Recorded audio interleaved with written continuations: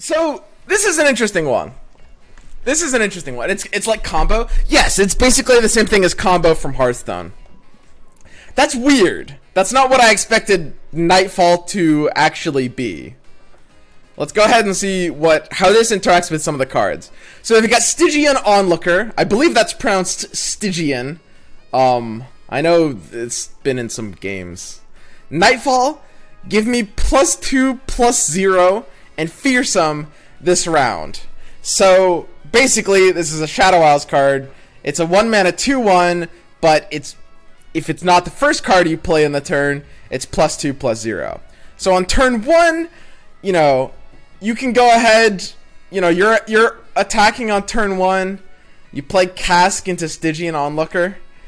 This is probably kind of a bad card. There might be some kind of like Nightfall trigger synergy. We'll have to see. But Nightfall's going to incentivize you to run some cheap enablers for it. Stygian's not going to be what you want. So Doom Beast is... Okay, sorry. The way these work, they just go by too fast. Drain 2 from the enemy nexus. God, I'm really bad at this. Drain 2 from the enemy nexus. So, wow, huh. It's got the same exact stat line as Dead Bloom Wanderer. It's a 3-mana 3/2. And yeah, it basically has a little bit of like straight up burn. This is also an interruptible skill. You can see that by like the little like circle orb icon. That means it will go on the stack and it will be, deniable and stuff like that. Which, makes sense for an ability like this. This one's kind of weird. So this won't work like this on turn 3. You'll need to set up this combo with like cheap stuff. You could do like Butcher into Doom Beast. Really, it's mostly a finisher. It's a card that could be played as a 3-mana 3/2, but you want to play it later. This card is very weird with the Nightfall keyword. Dusk Rider. Nightfall, grant me +1/+0 for each time we've activated Nightfall this game. Here we go. So this card's also kind of awkward. I mean, so this is one that's like... This is one of the ones that can tie it all together a bit. But overall, it's almost certainly not going to have enough value for that to be worth running. Obliterate all units that were summoned but not played this round. Wow, that's weird. So this breaks like a lot of like the color scheme stuff. This is like a yellow card in Shadow Isles. Okay. So it's sort of... It's a very interesting tech card. Wow. Rip Harrowing. Yeah, this is quite interesting. This is actually really, really interesting. It's like it's a hardcore tech card. It's like a sideboard card. Yeah, exactly. So what does this do? It's basically just a way of saying fuck you things that summon a bunch of cards. Is this kind of a worse box? Obviously it's an obliterate instead of a deal 3. But in most cases where, this counters stuff like Kinku, stuff like Harrowing pretty well. And this is obviously better against Harrowing, but usually the box is good enough against Harrowing. Anivia, it's good for anything that gets cheated out. It's too situational. This is really situational. I will say, I mean, this could be like some meta-specific tech. I can absolutely see this making sense in the right meta, and it's an obliterate effect. The problem is that this card has like no safety net, Like, that's the really, really, really dangerous thing about this card. Which is like, normally when you have this idea of a tech card, it has some kind of like floor for a value.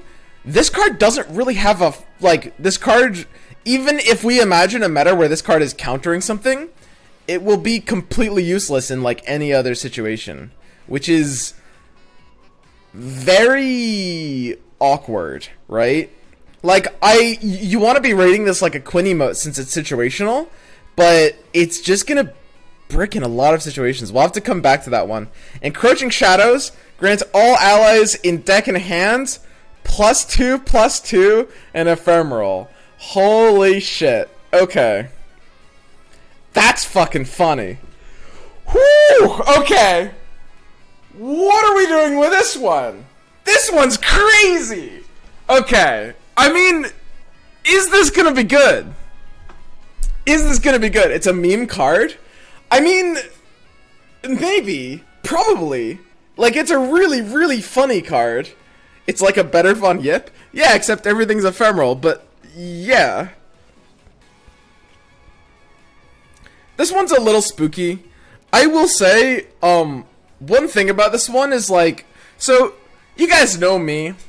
You guys know what I'm into. And I'm into some degenerate shit. When I look at this card, all I see is Shadow Isles Elusives, baby. I don't like. Ooh, I don't know about you guys, but that's all I see. What do you see? I see nothing else. I see nothing but that. Nothing. Not a single thing. I can only think of Elusives. I look at this and I see, like, on turn, 6, I'll just play a duo into 2 Blade Scouts and just literally deal 14 damage. That's math. Duo plus 2 Blade Scouts. Huh? Mm-hmm. Yep, that's all I see. Looks pretty good to me. I mean, Shadow Isles Elusives was already a thing, and it was already pretty good. And it was already, I think, a little insane. And it grants allies in your hand this for some reason. Not on board? Well, yeah, that's why they're in your hand. Like, this card looks kind of stupid. You guys are saying this is a meme card. You guys, like, I will say, this card is kind of designed to be a meme card. In theory, this should be a Heimerdinger. I've played a lot of Elusives. I've played more different types of Elusives than anybody. I've played Shadow Isles Elusives. I've played like 4 different kinds of Shadow Isles Elusives so far. Shadow Isles Elusives is a lot closer to being like a good deck than it seems. And this card is actually like pretty hilarious in it. Pretty hilarious. For 4 mana, it's useful. The fact that it gives health is really important.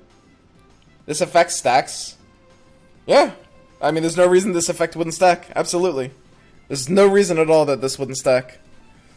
And you can use this with Fading Memories as well. But Fading Memories only affects the board, and this only affects the hand. So it's like, you can't redouble up on value in that way. I don't know. I mean, what are the other applications? Oh, that's crazy. This one, we're gonna have to spend a lot of time thinking about all the different ways we can use Encroaching Shadows. I love this card, though. I mean, you guys are shouting out so many. It's like, there's obviously it makes sense in ephemeral decks, in theory, because sometimes you get the buff like without much of the downside, presumably. I think ephemeral decks want less ephemeral cards and not more ephemeral cards. It seems like Elusives is by far the best way to use this. Everything else would be like a super hardcore Heimerdinger emote. But Elusives, man, might make this better than that, honestly. So, just to kind of like wrap things up, the Nightfall keyword is weird. I really didn't expect it to be bonus if this is not the first card you play in a round. I guess I see like where they're going with that. Staging Onlooker is a really, really bizarre card. You really don't want your like... So on turn 1 it's really weak. A 1 mana 2/1 is pretty awkward in this game. And on a later turn it's gonna be really hard to get value out of this one. There's not as much flavor in this keyword. Yeah, I was expecting Nightfall to be kind of like more unique and flavorful. I don't know. Like I do like the idea of combo. It's sort of, you just combine it with like Warning Shot. Yeah. These cards are a bit hard to evaluate in a vacuum, but none of them really seem amazing. I will say like Doom Beast, the ability to deal 2 to face is kind of nice. But this card seems like really, really clunky to be using. If you want something like proactive that's going to be healing you, you're better off running like Deadbloom Wanderer or like anything else. If you want something that's going to be dealing Nexus damage over the top, you're in the wrong region. Like, you should be playing a different deck at that point completely. Shadow Isles just like... Even like aggro Shadow Isles is not really meant to be doing that. And the timing of this card is just really clunky. It's a 3-drop that you can't really play on turn 3, right? If you play this on turn 3, you basically just played a Dead Bloom without text, right? And obviously the words on Dead Bloom doesn't matter, but the little red symbol does, right? So Doom Beast feels pretty underwhelming. Then we've got Dusk Rider, which is a card that, I mean, I like the idea of Nightfall that triggers off of other Nightfalls. But man, this one is also just kind of like, there's not too much we can really be doing with this one. Basically, because it's sort of, it's got a lot of the same problem as like a specific other card that I'm thinking of, Legion General, in Ionia Noxus, like the Yasuo kind of concept, which is this idea of like a scaling, growing finisher that's meant to try to win off of Fearsome, that has like a mid-game mana cost, and that pretty much just doesn't work as a concept, right? Like, Fearsome's just not reliable, it's not scaling enough. And the thing is, like, Nightfall is going to be something that... Nightfall is a convergent concept. You aren't really incentivized to run more Nightfall cards. If anything, you're incentivized to run less. Because you just want, like, a few Nightfall cards to potentially combo with your non-Nightfall game plan. So this idea of a card that has very minor scaling with another Nightfall card, this one is really, really, really, really awkward. Like, even more so than the others. Then there's Passage Unearned, which I love the idea of it as a tech card, but its floor of 0 feels like it won't be able to be very competitive. Like, I can't really imagine a tournament where I would play this card given its floor. Like, this is like a sideboard card. This is like what in Magic a sideboard card could be, but that's not really going to work in Runeterra, right? So, overall, like, these first, like, Stygian Onlooker, Doom Beast, and Dusk Rider, I'm rating Stygian Onlooker, Doom Beast, and Dusk Rider. Okay, Stygian Onlooker is a This Is Fine Yasuo. Doom Beast is a... Doom Beast is actually, I think, even a bit worse. I think that's... I think Doom Beast is also a This Is Fine Yasuo. I don't think it's great, but it's alright. Whereas, Dusk Rider is definitely a sad Poro. Passage Unearned, I guess I have to give this a Quinn, because in theory, you know, Quinn Emo is just kind of like a meta-dependent tech card. I mean, in theory, it's very possible that this will make sense sometimes.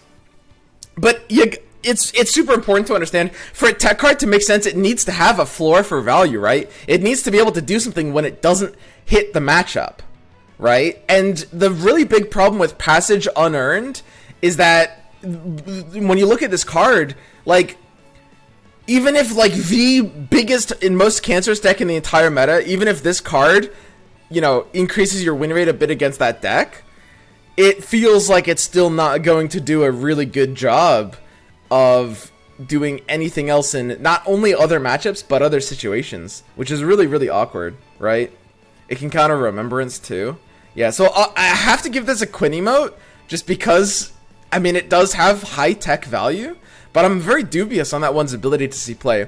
Encroaching Shadows, hilariously enough, is a card that I can say is the most competitively viable out of these 5.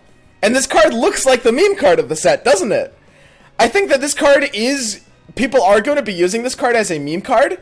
I love the design of this card. It's really cool. I wish Runeterra had more cards like this that were like, kind of like all in. This is an all-in card. This is a pure Divergent game plan card, and that's great. I love that.